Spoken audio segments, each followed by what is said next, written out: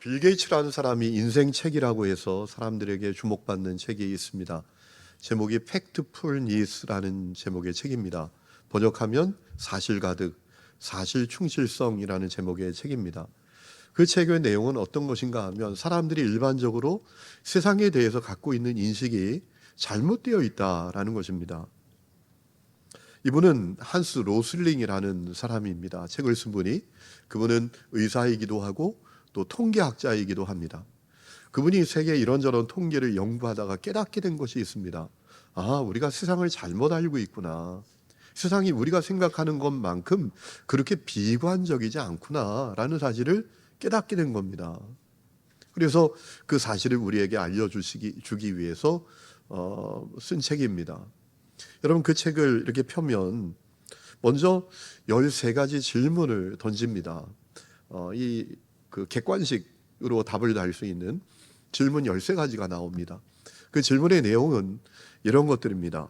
오늘날 세계 저소득 국가에서 초등학교를 나온 여성은 얼마인 것 같습니까? 지난 20년간 세계 인구 가운데 극빈층 비율은 어떻게 바뀌었을 것 같습니까? 지난 100년간 자연재해 사망자 숫자는 얼마나 될까요?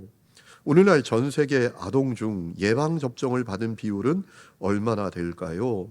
전 세계 30세 남성은 평균 10년간 학교를 다니는데 같은 나이의 여성은 평균 몇 년간 학교를 다닐까요? 와 같은 질문들입니다. 중요한 것은 사람들이 이러한 질문에 대부분 비관적이고 부정적인 답을 받는데 다 틀린 답이라는 겁니다. 세상이 우리가 아는 것만큼, 우리가 인식하는 것만큼 그렇게 부정적이고 비관적이지 않다라는 얘기입니다. 경제적으로 보아도 세계 인구의 절대 다수가 중간 소득층 정도는 유지하고 있다라는 거예요. 그럼 왜 사람들은 그렇게 사실과 다르게 세상을 인식하게 되었는가? 잘못된 정보, 가짜 뉴스와 같은 탓도 있겠지만 사람이 태생적으로 극적인 세계관을 갖고 있기 때문이다라는 겁니다. 자극적인 얘기에 우리가 귀를 기울인다라는 겁니다. 부정의, 불평등 뭐 이런 얘기를 하면 귀를 솔깃하고 또 흥분하는 경향이 우리들 가운데 있기 때문에 우리가 세계를 사실과는 다르게 인식하게 되었다라는 것입니다. 그래서 그는 사실에 근거한 세계관을 갖는 것이 중요하다라고 이야기를 합니다. 여러분, 저는 이것이 우리 일상의 삶에서도 마찬가지라고 생각을 해요. 여러분, 우리가 살아가면서 세상을 살아갈 때 추악한 상황을 맞이하기도 하고 추악한 현실을 맞닥뜨리기도 하고 추악한 사람들을 만나기도 하지 않습니까? 우리가 마주한 현실이 얼마나 참 어렵습니까? 때로는 법도 도덕도 양심도 없는 그런 세상처럼 보이고 그저 자기 목적과 자기 어떤 유익을 위해서 수단 방법 가리지 않고 어떤 것도 할 수 있는 세상인 것 같고 또 정말 부조리 부정의가 가득한 그런 세상처럼 보일 때가 있지 않습니까? 여러분, 러시아 우크라이나 전쟁만 해도 그렇습니다. 아직도 안 끝나잖아요. 제가 조지아에 사역하는 목사님을 통해서 들은 얘기입니다. 여러분, 조지아에서 유행했던 것이 있습니다. 한국 사람들이 와서 한 달 살게 하는 겁니다. 물가가 싸니까, 주거비가 싸니까 한국 사람들이 여행을 와서 한 달 동안 있다가 하는 거예요. 그런데 지금은 그렇게 할 수 없대요. 주거비가 얼마나 치솟았고 물가가 얼마나 뛰었는지. 그렇게 된 이유가 있답니다. 우크라이나 난민들이 얼마나 많이 들어왔는지, 그리고 러시아에서 징집당하는 것을 피하기 위해서 도망쳐온 청년들이 얼마나 많이 왔는지 물가가 너무너무 치솟았다라는 거예요. 여러분, 수많은 사람들이 삶의 터전을 잃어버리고 목숨을 잃어버리고 가족들을 잃어버리는데도 불구하고 그 전쟁을 주도하는 사람은요, 눈도 깜짝하지 않잖아요. 참 세상이 추악한 현실이잖아요. 여러분, 그런데 가만히 생각해 보면 그 전쟁이 저 러시아 우크라이나만 있습니까? 세계에만 있습니까? 우리나라에도 있잖아요. 빨간색 안경을 쓴 사람들과 파란색 안경을 쓴 사람들이 서로 죽이겠다고 전쟁을 합니다. 동쪽 태생의 사람들과 서쪽 태생의 사람들이 서로 더 나아야 됐다고 전쟁을 합니다. 심지어 여성과 남성들이 전쟁을 한다고요. 또 노년 세대와 젊은 세대가 전쟁을 한다고 합니다. 안타까운 것은 그런 전쟁이 저 세상에만 있는 게 아니라 교회 안에도 있어요. 교단끼리 우리가 더 우월하다 그러면서 비난하고 공격합니다. 교회 안에서도 한 몸이고 한 지체인 성도들이 더 영향력을 갖기 위해서 험담하고 비난하고 궁지로 몰아세우고, 얼마나 좀 안타까운 그런 현실이 펼쳐지고 있습니까? 그래서 우리가 세상을 사는 것이 너무 피곤하잖아요. 교회 와서도 힘들잖아요. 신앙생활도 너무너무 힘들 때가 많잖아요. 그래서 가끔 우리 성도들 가운데 처음 교회 오시는 분들이 저희 교회 와서 저에게 그렇게 부탁하는 분들이 있어요. 목사님, 저는 아무것도 안 할 거예요. 저는 그저 와서 주일날 예배만 드리고 은혜만 받고 갈 거예요.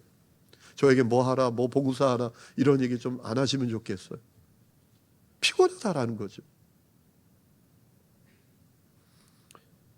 여러분, 그렇다면 이런 현실 속에서 사는 우리들에게 하나님은 뭘 원하실까요? 우리가 어떻게 반응하기를 원하시는 걸까요? 여러분, 오늘 말씀을 통해서 중요한 답을 얻을 수 있습니다. 비록 세상이 추악한 현실이지만 그 추악한 현실에 주목하지 말고 아름답고 선한 것에 주목하라. 여러분, 세상에서 가장 아름답고 선한 것은 무엇입니까? 하나님과 그분의 역사죠. 하나님은 살아계신다. 하나님은 나를 사랑하신다. 그리고 그 하나님이 나와 함께 하신다. 이것에 주목하라라는 겁니다. 그리고 그것을 선포하라라는 얘기입니다. 부정적인 것, 절망적인 것, 거기 주목하고 집중하지 말고, 그렇다고 할지라도 거기 주목하지 말고 선하고 아름다운 것에 주목하라라는 얘기입니다. 결론적으로 말씀을 드리면 그 얘기예요. 제가 여기서 설교 끝 해도 됩니다. 여러분, 오늘 우리가 빌립보서의 말씀을 읽었잖아요. 빌립보서는 어떤 말씀이죠? 로마 감옥에 갇혀있는 바울이 빌립보 교회 성도들에게 써보낸 편지죠. 여러분, 이 빌립보 교회는 바울에게 특별한 교회였습니다. 왜냐하면 아시아에서 복음을 전하는 그가 유럽으로 건너가서 가장 첫 번째 복음을 전해서 세운 교회이기 때문입니다. 그리고 바울의 마음을 참 기쁘게 했던 교회입니다. 왜냐하면 바울이 로마 감옥에 투옥되어 있는데 이 빌립보 교회 성도들이 헌금을 해서 그 헌금을 바울에게 보내주었거든요. 여러분, 빌립보서를 보면 바울이 빌립보 교회를 얼마나 기뻐했는지 확인할 수 있습니다. 빌립보서 1장 3절이 이렇게 말합니다. 나는 여러분을 생각할 때마다 나의 하나님께 감사를 드립니다. 내가 기도할 때마다 여러분 모두를 위하여 늘 기쁜 마음으로 간구합니다. 여러분이 첫날부터 지금까지 복음을 전하는 일에 동참하고 있기 때문입니다. 저는 이 말씀이 여러분에게도 실현되기를 축원합니다. 여러분, 우리가 이왕 신앙생활할 거 함께 믿음의 길을 걷는 사람의 마음에 기쁨이 되는 사람이 되어야 되겠지요. 그렇죠? 주님의 일을 하는 사람들에게도 기쁨이 되고 힘이 되는 사람들이 되어야 되지 않겠습니까? 저도 사역을 하면서 가끔 문득문득 떠오르는 얼굴들이 있어요. 제가 전에 사역하고 첫 목회 때, 부목사 할 때 정말 참 마음을 기쁘게 하고 힘이 됐던 성도들 얼굴이에요. 보고 싶기도 해요. 근데 어떤 얼굴은 생각만 해도 막 두렵고 생각만 해도 막 힘이 들고 골치가 아프고 그런 분들이 있어요. 여러분, 빌립보 교회는 바울에게 기쁨이 되는 교회였다라는 겁니다. 오늘 여러분에게 그와 같은 역사가 있기를 주의 이름으로 축원합니다. 여러분, 이 빌립보서를 바울이 써보낸 이유는 다른 이유 아닙니다. 고마움을 전하기 위해서입니다. 아니, 내가 감옥에 있는데 나를 위해서 헌금을 보내줘서 너무너무 고맙다, 이 얘기를 하려고 보내는데, 그렇게 하면서 바울이 아주 중요한 4가지 이야기를 덧붙여서 보내는 겁니다. 첫 번째는 뭔가? 복음 때문에 받는 고난 회피하지 말아라. 당당하게 고난이 있더라도 주님을 위해서 고난을 받으라 라는 얘기입니다. 그래서 빌립보서 1장 29절이 이렇게 말하죠. 그리스도를 위하여 너희에게 은혜를 주신 것은 다만 그를 믿을 뿐 아니라 또한 그를 위하여 고난도 받게 하려 하심이라. 아멘. 여러분도 그렇게 하시기를 축복합니다. 예수 때문에 복받고 예수 때문에 자녀 잘 되고 예수 때문에 성공하고 그런 성도만 되지 마시고 주님을 위해서 고난도 마땅히 받을 수 있는 분들이 되시기를 축원합니다. 그저 신앙생활의 목적이 부담 없이 신앙생활하는 것이 여러분의 목적이 되지 마시고요. 복음을 위해서, 주님을 위해서 고난도 받는 분들이 되시기를 축복합니다. 두 번째는 겸손한 마음으로 서로 연합하라라고 했습니다. 빌립보서 2장 2절에 마음을 같이하여 같은 사랑을 가지고 뜻을 합하며 한 마음을 품어 아무 일에든지 다툼이나 허영으로 하지 말고 오직 겸손한 마음으로 각각 자기보다 남을 낫게 여기고 각각 자기 일을 돌볼 뿐더러 또한 각각 다른 사람들 일을 돌보아 나의 기쁨을 충만하게 하라라고 했습니다. 연합하라, 돌보라. 우리 교회가 그런 교회가 되기를 축원합니다. 그러기 위해서 필요한 것이 있습니다. 먼저 우리가 만날 때 인사해야 돼요. 지난번에 예배 설문을 받았는데요, 어떤 분이 그런 건의를 했습니다. 목사님, 인사하기 운동을 했으면 좋겠어요. 한 교회에 있어도 서로 만날 때 인사도 안 하고 가니까 너무 마음이 불편해요. 그래요. 우리 1부, 2부, 3부, 4부 예배를 드리니까 서로 모르는 분들이 많아요. 자, 계단에서 둘이 딱 만났어요. 인사하면 얼마나 좋을까요? 안녕하세요. 반갑습니다. 인사하면 얼마나 좋을 텐데. 이러고 간다는 거예요. 여러분, 우리 옆에 있는 분들, 가까이 있는 분들, 잘 모르는 분들에게 한번 인사하십시다. 반갑습니다. 만나서 반갑습니다. 여러분, 교회 안에서 그렇게 인사하면 좋겠어요. 연합하고 돌보고, 그게 교회죠. 여러분, 공연에 오신 게 아니잖아요. 어떤 분은 예배를 공연이라고 생각해요. 목사가 연기하는 거예요. 잘한다. 들어줄만 하네. 여기 좀 채웠어. 난 집에 가. 이게 신앙생활이 아닙니다. 교회는 에클레시아, 구원받은 사람들의 공동체예요. 연합, 돌봄이 필요합니다. 세 번째는 이단을 삼가라라고 했습니다. 빌립보 3장 2절에 개들을 조심하십시오. 악한 일꾼들을 조심하십시오. 살을 잘라내는 할례를 주장하는 자들을 조심하십시오라고 했습니다. 이단을 경계하라. 여러분, 이 당시에 중요한 이단이 두 가지가 있었습니다. 첫 번째, 율법주의자들. 그래도 그들은 할례 받아야 된다. 할례 받아야 구원받는다라고 사람들에게 주장했습니다. 여러분, 이단에 넘어가면 개에게 물어뜯기는 것처럼 물어뜯기는 겁니다. 여러분, 만약 할례 받아야 구원받고 율법 지켜야 구원받는다면 예수님 왜 성육신 하셨습니까? 예수님 왜 이 십자가에 매달려 피 흘려 죽으셨습니까? 예수님의 죽음을 헛된 죽음으로 만드는 것이 율법주의자들이었어요. 그런데 바울이 조심하라, 물어뜯기지 말아라. 또 이 당시 영주주의라는 이단이 있었습니다. 그들은 영은 선하고 육은 악하니까 마음대로 살아도 돼 라고 했어요. 너 가는 째진 거 죄책감 갖지 마. 너 육이 지은 거야. 너 영은 깨끗해. 너 문제 없어. 그래서 사람들이 쾌락주의에 빠졌어요. 이런 이단이 이 당시에 교회에 들어왔어요. 빌립보 교회 성도들도 무너질까 경계시켰던 겁니다. 조심해라. 그리고 네 번째는 항상 기쁨으로 살아가라 라고 했습니다. 빌립보 4장 4절에 주 안에서 항상 기뻐하라. 내가 다시 말하노니 기뻐하라. 주 안에서 항상 기뻐하라. 기쁨으로 살아라. 여러분, 바울은 예수 믿고 구원받은 빌립보 교회 성도들이 기쁨으로 살기를 원하셨어요. 여러분, 사실 예수 믿는 게 뭡니까? 기뻐지는 것 아닙니까? 내가 구원받았어요. 내가 하나님의 자녀가 되었어요. 오늘 세상 떠나도 천국에서 눈 뜰 수 있게 되었어요. 내 모든 죄를 맑게 씻김 받았어요. 마음에 기쁨이 있어야죠. 예수님 말씀하셨잖아요. 나를 믿는 자는 그 배에서 생수의 강이 흘러나오리라. 뭐예요? 기쁨을 누리게 된다라는 거죠. 여러분, 예수 믿는데 안 기쁘다. 이건 문제 있습니다. 근데 예수 믿는데 안 기뻐. 이거 예수 제대로 믿는 거 아닙니다. 여러분, 예수 믿으면 기뻐집니다. 여러분, 그래서 이 빌립보서에는 기쁨이란 단어가 16번이나 나옵니다. 이 빌립보서의 별명이 기쁨의 서신이라고 불러요. 기뻐하라라는 겁니다. 어떻게 기뻐할 수 있습니까? 우리가 예수 믿고 성령 받아 거듭날 때 기쁨이 찾아와요. 그래서 사람들이 이런 얘기 들어요. 야, 너 뭐가 그렇게 좋냐? 너 참 얼굴이 환해졌네? 너 분위기 달라졌네? 무슨 좋은 일이 있어? 이런 얘기 듣게 되어 있습니다. 오늘 여러분에게 그와 같은 은혜가 있기를 축원합니다. 그래야 정상이에요. 여러분, 빌립보서를 읽어보면 바울은 어떻게 기쁨을 누리며 살 수 있는지 두 가지를 이야기하는 것 같아요. 첫 번째는 예수님의 마음을 품으라라는 것입니다.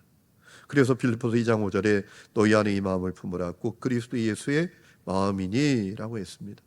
여러분, 예수님 마음 품으면 기쁨이 오는 겁니다. 아니, 예수님의 마음이 기쁨의 마음이잖아요. 그렇죠? 그 마음이 여기 있으니 내 마음이 기뻐지는 건 당연하죠. 여러분, 예수님 마음 품으시기를 축원합니다. 예수님 마음 품으세요. 두 번째는 뭐라고 합니까? 주목하는 것이 달라져야 된다. 추악한 현실 주목하지 말고 아름다운 것, 선한 것 주목해라. 그거 생각해라. 그거 바라보아라. 그리고 그것을 선포하며 살아라 라는 얘기입니다. 오늘 우리가 읽은 8절에 이렇게 말합니다. 끝으로 형제들아, 무엇에든지 참되면 무엇에든지 경건하며 무엇에든지 오르며 무엇에든지 정결하며 무엇에든지 사랑받을 만하며 무엇에든지 칭찬받을 만하며 무슨 덕이 있든지 무슨 기림이 있든지 이것들을 생각하라. 공동 번역은 이렇게 번역했습니다. 형제 여러분, 끝으로 여러분에게 당부합니다. 여러분은 무엇이든지 참된 것과 고상한 것과 옳은 것과 순결한 것과 사랑스러운 것과 영예로운 것과 덕스럽고 칭찬만한 것들을 마음속에 품으십시오라고 했습니다. 참된 것은 뭡니까? 진실한 것이죠. 경건한 것은 무엇입니까? 거룩한 것이지요. 옳은 것은 무엇입니까? 정의로운 것이지요. 정결한 것은 무엇입니까? 순결한 것이지요. 칭찬받을 만한 것은 무엇입니까? 덕이 되고 명예로운 것이지요. 부끄럽지 않은 것이지요. 이것들을 어떻게 하라고요? 생각하라. 마음에 품으라. 이 얘기는 어떻게 바꿀 수 있나요? 주목하라. 바라봐라. 사람은요, 바라보는 것을 생각하잖아요. 바라보는 것을 마음에 품고 살잖아요. 이 얘기는 무슨 얘기인가 하면 너 추악한 현실 가운데 살아도 선하고 아름다운 것을 주목하라 라는 얘기입니다. 여러분, 세상에서 가장 선한 게 뭡니까? 가장 아름다운 게 뭡니까? 하나님의 존재와 하나님의 역사죠. 하나님 살아계신다. 그 하나님 나를 사랑하신다. 그 하나님 나와 함께 하신다. 이것을 주목하고 이것을 선포하라는 얘기예요. 여러분 보세요. 눈에 보이는 현실만이 전부가 아닙니다. 보이는 것은 나타난 것으로 말미암아 된 것이 아니니라 라고 하셨잖아요. 우리 눈에 보이는 세계가 전부가 아니라고요. 눈에 보이지 않지만 분명히 존재하는 역사가 있고 세계가 있잖아요. 내 눈앞에 추악한 현실도 있지만 눈에 보이지 않지만 하나님은 살아계시고 그 하나님이 지금도 일하시고 그 하나님이 나를 사랑하시고 나와 함께 하신다는 그 현실도 분명히 내 앞에 있는 현실이라는 거예요. 그러니 그것을 주목하라. 그것을 선포하라 라는 얘기입니다. 우리가 세상을 살다면서 추악한 현실과 추악한 사람들을 마주하게 될 때가 있지요. 그때 우리가 그것에만 주목하고 집중하면 마음이 어려워져요. 힘들어져요. 마음이 어려워지면 어떤 일이 벌어지죠? 말도 거칠어져요. 불평, 원망, 저주, 정죄, 비난, 공격, 그런 말이 내 입술에 가득해집니다. 여러분, 그러면 그 사람은 절대로 기쁨을 못 누립니다. 제가 지난 이틀 전이죠. 제 아내하고 저 아래 식당 가서 점심때 밥을 먹고 하나님의 계획과 섭리가 다 있는 것 같아요. 평상시엔 그냥 밥 먹고 교회 올라오는데 그날은 왠지 걷고 싶은 거예요. 그래서 성북동으로 좀 한 바퀴 걸어서 옵시다. 그러고 걸어가는데 누가 목사님 막 그래요. 어떤 부부가 차에서 내려가지고. 근데 딱 보니까 모르는 분들이에요. 딱 겁이 나는 거잖아요. 왜냐하면 그분들을 저를 알아보는데 저는 그분들을 못 알아본다면 큰일이잖아요. 얼마나 서운하겠어요. 목사님, 우리는 몰라보는구나. 삐졌어 뭐 이럴 거 아니에요. 그래서 이렇게 봤는데 생각이 안 나요. 그분들이 누군지. 근데 남편을 보니까 얼핏 생각이 나는 겁니다. 그래서 어쩔 수 없이 안녕하세요. 저도 아는 것처럼 했죠. 그런데 이분들이 누군가 하면 삼선동에 사시는 분들이었는데 우리 교회 예배를 나오시는 분들이었는데 그냥 와서 예배만 드리고 가시는 분들이었어요. 근데 거기 재개발하잖아요 지금. 그래서 임시로 목동 가서 산대요. 2027년 4월 달에 아파트 완공되면 다시 와서 우리 교회 온다고 하더라고요. 그분들이 저렇게 막 반갑게 아는 체를 하시는 거예요. 그런데 저를 붙들고 목사님 커피 사드릴게요. 커피 사드릴게요. 그래서 저를 막 끌고 카페로 들어갔어요. 카페로 들어가서 그분이 하는 얘기가 뭐냐 하면 목사님 저 이상해졌어요. 저 그런 사람 아니었거든요. 저 원래 그런 사람 아니었는데요. 제 마음에 불평, 원망, 막 저주가 가득해졌어요. 그러니까 제 말도 막 거칠어져요. 목사님 저 좀 위해서 기도해 주세요. 왜 그래요? 라고 했더니 이분이 보문동에 어느 상가를 또 투자하려고 갖고 있었는데 거기 재개발이 됐대요. 그래서 그걸 그냥 어떤 보상받지 않고 청산을 했는데 아니 50%나 덜 받았다라는 거예요. 알고 보니까. 그래가지고 막 억울해가지고 나쁜 놈들 막 뭐 이런 마음이 있으니까 말도 막 거칠어진다고. 그래서 제가 이런저런 이야기를, 신앙적인 이야기들을 쭉 하면서 그분에게 좀 유익한 이야기들을 해줬거든요. 여러분, 사람이요 마음이 어려워지잖아요. 말도 거칠어져요. 여러분, 그래서 바울은 추악한 현실을 마주했을 때, 물론 추악한 현실 가운데 있지만 거기에 집중하고 주목하지 말고 그럼에도 불구하고 선하고 아름다운 것에 집중하라 라고 한 거예요. 하나님 살아계시지.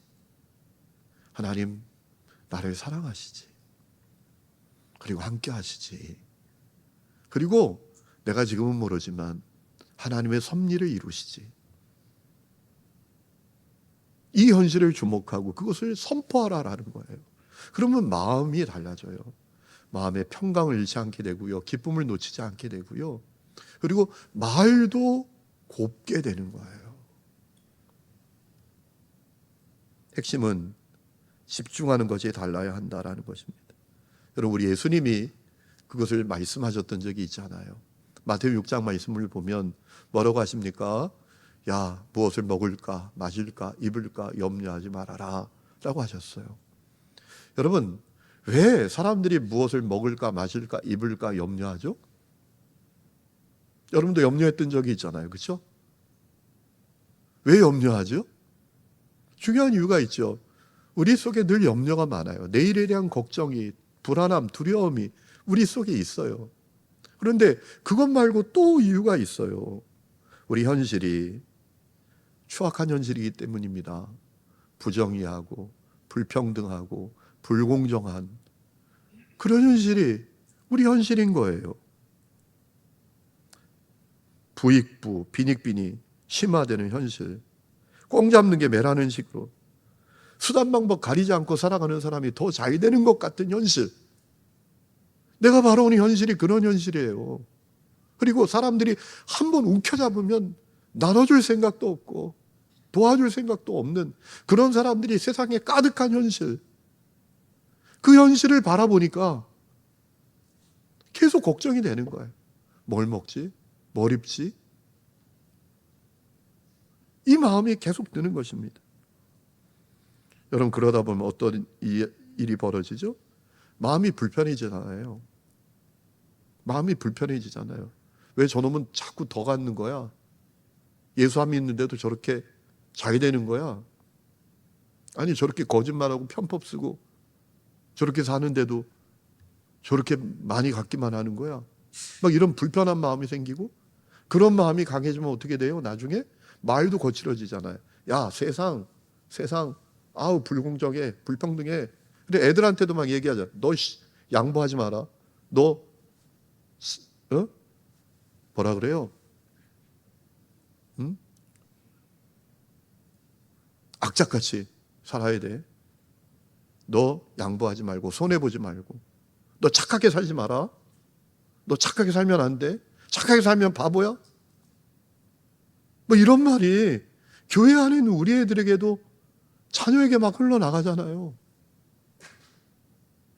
여러분, 그래서 우리 예수님께서 뭐라고 말씀하시나요? 추악한 현실에 주목하지 말고 아름답고 선한 것에 주목하라. 그래서 예수님이 하신 말씀이 있잖아요. 공중에 나는 새를 봐라. 들에 백합화 봐라. 이 말씀이 저에게는 이렇게 들립니다. 추악한 현실에 주목하지 말고 아름답고 선한 것에 주목하라. 여러분, 공중의 새가 심습니까? 거둡니까? 모아드립니까? 근데 얼마든지 살죠. 왜? 하나님이 기르시잖아요. 들의 백합화가 수고를 합니까? 길쌈을 합니까? 그러나 너무너무 아름답잖아요. 솔로몬의 영광보다 아름답잖아요. 왜 그러죠? 하나님이 돌보시잖아요. 그것이 하나님이 이루시는 현실이에요. 그걸 주목해야 하는 거예요. 그걸 바라봐야 되는 거죠. 그래서 추악한 현실에 주목하지 말고 그 현실 가운데에도 분명히 눈에 보이지 않지만 진행되고 있는 엄연한 현실, 하나님 살아계셔. 하나님 나를 사랑하셔. 우리와 함께 하셔. 우리가 알지 못하지만 그분의 놀라운 일을 이루고 계셔. 이것을 선포하라라는 얘기입니다. 여러분, 그런 사람들은요, 사람들에게 함께 있고 싶은 사람이 되죠. 또 선한 영향력을 끼치는 사람이 되죠. 여러분, 우리가 살아가면서 만나기 힘든 사람들이 어떤 사람들입니까? 다 부정적인 것만 바라보고 불평하고 원망하고 저주하고 공격하고 살아가는 사람, 만나기 어렵잖아요.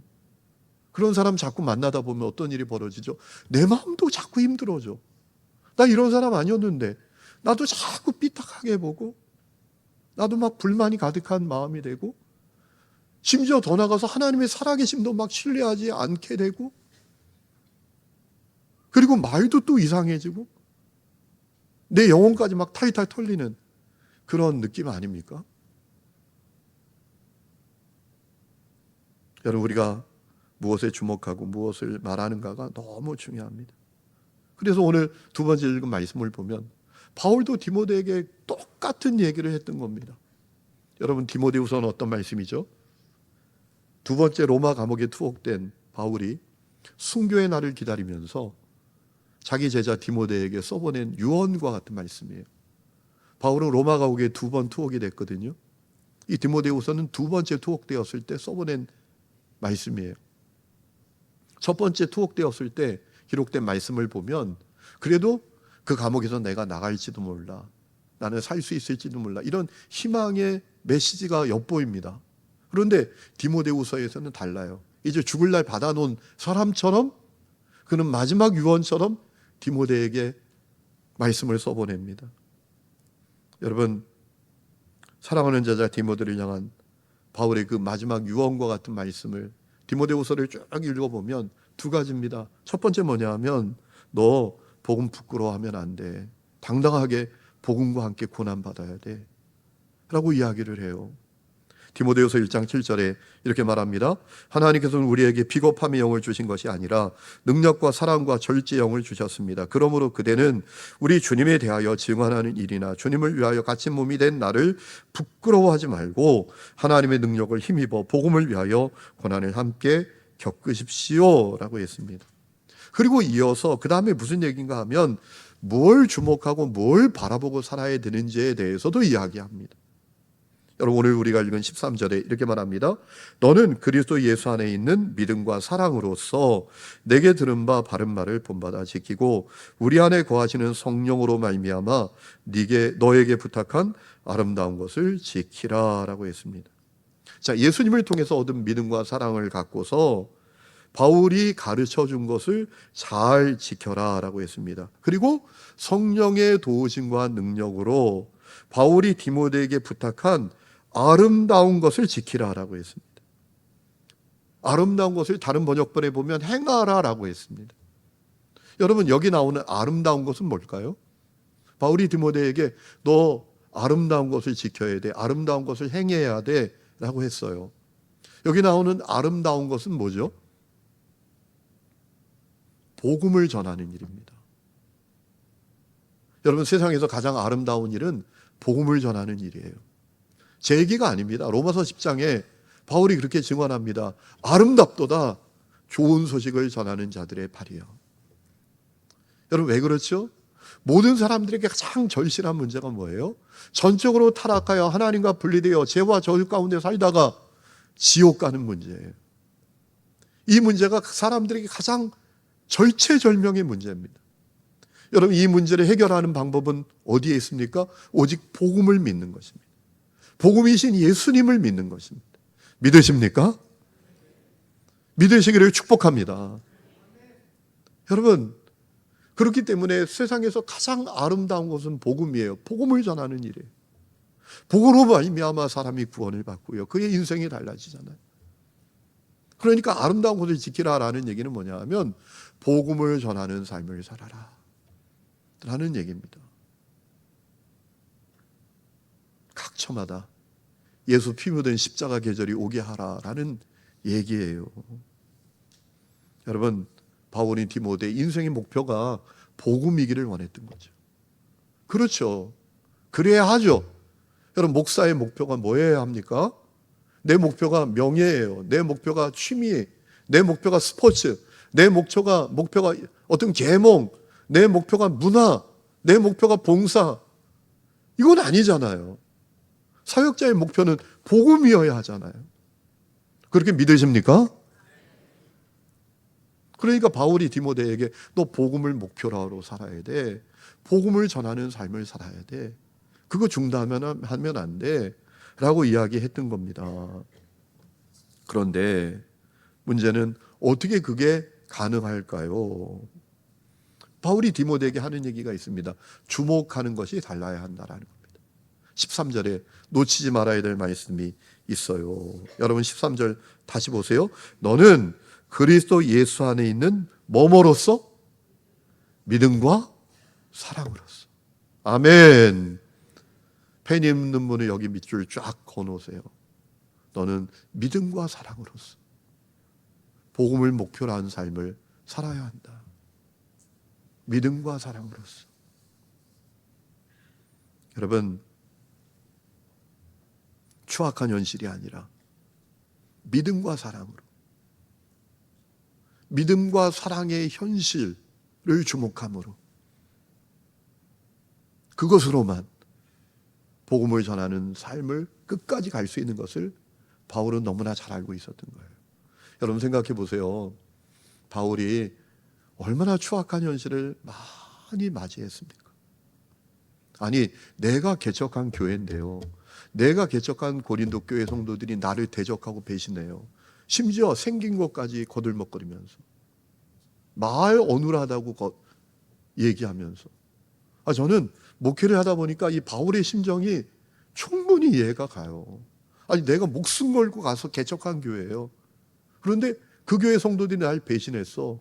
욕하고 막 공격한대요. 비난한대요. 야, 바울 생긴 것 봐라. 못생겼잖아. 야, 바울 말도 어눌하잖아. 여러분, 이런 배신을 당했다고 생각해 보세요.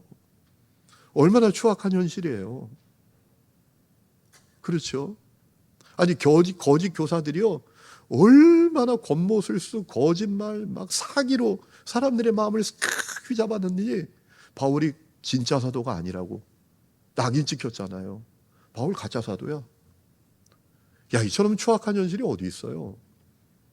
그리고 아니, 복음을 전하다가 붙잡혔어요. 태형 40대까지는 안 때려요. 왜냐하면 40대 때리면 죽으니까 39대까지만 때리거든요. 바울이 그것을 맞았어요. 아니, 이런 현실이 어디 있어요?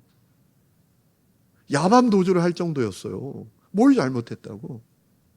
그런 추악한 현실을 바울이 마주했지 않습니까? 하지만 바울은 그 추악한 현실에 주목하지 않았어요. 그것에 집중하지 않았어요. 바울은 믿음과 사랑으로 이루어진 현실에 집중했어요. 그래서 디모데에게 너 예수를 통해서 얻은 믿음과 사랑으로서 아름다운 것을 지켜야 한다라고 했어요. 바울은 뭘 주목했는가 하면 그래도 하나님 살아계셔. 그래도 하나님 날 사랑하셔. 그래도 하나님 나와 함께 계셔. 그리고 놀라운 계획을 이루실 거야. 이것을 주목하고 이것을 선포했단 말입니다. 그래서 로마서에 보면 바울이 뭐라 합니까? 누가 우리를 그리스도의 사랑에서 끊을 수 있겠는가? 추악한 현실도 못 끊어냅니다. 죽음도 못 끊어냅니다. 가난도 못 끊어냅니다. 배신도 못 끊어냅니다.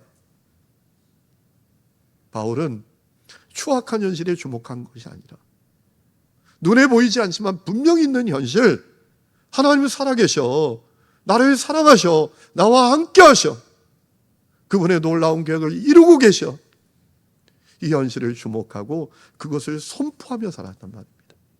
그래서 그는 끝까지 갔던 겁니다. 중도하지 않았던 겁니다. 그래서 우리에게 믿음의 선한 영향력을 끼쳤던 것입니다. 사랑하는 성도 여러분, 오늘 여러분 어떤 현실에 놓여 있나요? 여러분이 처한 현실이 추악한 현실일 수 있습니다. 도무지 받아들이기 어려운 엉터리 같은 현실일 수 있습니다. 그때 우리가 주목하고 집중할 것은 추악한 현실이 아닙니다. 거기 매몰되어서 불평하고 원망하고 정죄하고 비난하고 살 게 아닙니다. 우리가 주목해야 될 것은 눈에 보이지 않지만 분명히 싫지 않은 현실. 하나님 살아계신다. 나와 함께 하신다. 나를 사랑하신다. 내가 알지 못하는 놀라운 계획과 섭리를 이루신다. 이 현실을 바라보고 그것을 선포하며 살아야 돼요. 가정에서도 삶의 자리에서도. 그러면 우리를 통해서 놀라운 역사가 일어납니다. 여러분, 빅터 프랭클이라는 분이 계시죠. 오스트리아 출신의 정신과 의사입니다. 이분이 가족과 함께 다 나치 수용소에 수감되지 않습니까? 끔찍한 일이 벌어집니다. 가족이 다 죽어나갔습니다. 어떻게 이런 일이 있습니까? 그런데 빅터 프랭클은 그 추악한 현실에 무릎 꿇지 않았습니다. 결국 살아서 나왔습니다. 중요한 이유가 있었습니다. 그는 주목하는 것이 달랐기 때문입니다. 그래도 아름다운 것에 주목했습니다. 석양의 하늘을 바라보면서 하나님의 창조, 하나님의 솜씨를 그는 주목했습니다. 수용소 안에서 사람들의 작은 친절을 통해서 하나님의 사랑을 주목했습니다. 그래서 그는 로고테라피라는 개념을 만들었다고 합니다. 고통을 이기게 하는 힘은 고통 속에서 뭘 바라보는가, 어디에 의미를 두는가에 달려있다 라는 개념을 만들어냈다라고 해요. 여러분, 우리가 잘 아는 코리 텐 붐이라는 여사가 있습니다. 네덜란드에서 온 가족과 함께 살았습니다. 가족이 다 예수 믿습니다. 신실한 믿음의 가정입니다. 그런데 유대인들이 이 독일 나치에 의해서 말할 수 없는 탄압을 받고 체포되고 죽임당하고, 그러니까 목숨 걸고 유대인들을 긍휼히 여기고 유대인들을 자기 집에 숨겨줘요. 그것이 발각이 되어서 온 가족이 수용소에 가서 뿔뿔이 흩어집니다. 자기 아버지가 수용소에 죽어요. 자기 언니가 수용소에서 비참하게 죽어요. 기적적인 역사로 코리 텐 붐은 살아서 나올 수 있었죠. 그리고 세계를 다니면서 자기의 신앙을 이렇게 전하면서 다녔잖아요. 그런데 어느 날 끔찍한 만남을 갖게 됩니다. 포로 수용소에서 자기와 자기 언니를 그렇게 짐승처럼 대하고 괴롭히던 수용소 간수를 만난 겁니다. 딱 맞닥뜨린 거예요. 그런데 참 속상한 건 너무 건강하고 너무 멀쩡하게 살아있는 거예요. 그가 피가 거꾸로 솟는 분노를 품었었다고 합니다. 하지만 코리 텐 붐은 그 추악한 현실에 집중하지 않았습니다. 주님께 집중했습니다. 그럼에도 불구하고 하나님은 살아계시고 그분은 신실하시다. 어둠이 아무리 깊어도 하나님의 사랑과 비교할 수 없다. 하나님의 사랑은 어둠의 깊이보다 훨씬 깊다. 이걸 주목하고 그걸 선포했어요. 그때 그는 그 간수를 초자연적인 은혜로 용서하는 경험을 얻게 됩니다. 그를 완전히 용서하게 됩니다. 그리고 세계 60개국 이상을 다니면서 하나님의 믿음, 사랑에 대해서 그가 전하며 존귀한 인생을 살았다라고 해요. 여러분, 무엇을 바라보는가, 무엇에 집중하는가, 우리가 무엇을 선포하는가, 이것이 너무나 중요합니다. 오늘 이 은혜가 여러분에게 있기를 주의 이름으로 축원합니다.